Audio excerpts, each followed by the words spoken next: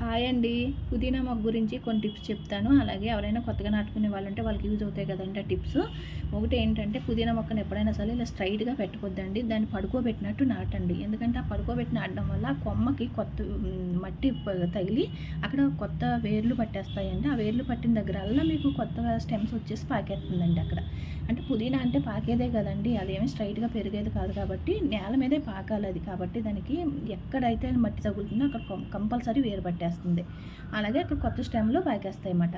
ఇంకోటి ఏంటంటే పుదీనాకి ఇలాంటి పాటులు కాదండి, వెడల్పాటి టబ్బులు ఉంటాయి కదండీ! ఆకుకూర టబ్బులు అలాంటి వాటిల్లో పెట్టుకోండి. ఎందుకంటే మనం అస్తమానం మార్చాం కాబట్టి ముందే అందులో అలాంటి వాటిలోనే పెట్టుకోవడం బెటర్ అనమాట. అలాంటి టబ్ అనేది ఎంత వెడల్పు ఉంటే అంత మంచిదండి. ఎందుకంటే పుదీనాకి లోపల పాకడానికి స్పేస్ ఎక్కువ కావాలండి. అది ఎంత స్పేస్ ఉంటే పుదీనా అనేది అంత బాగా పాకేస్తుందన్నమాట అండి. అలా పాకి కిందకి వేలాడతాయండి. కొత్త కొత్త కొమ్మలన్నీ కిందకి వేలాడతాయి అన్నమాట.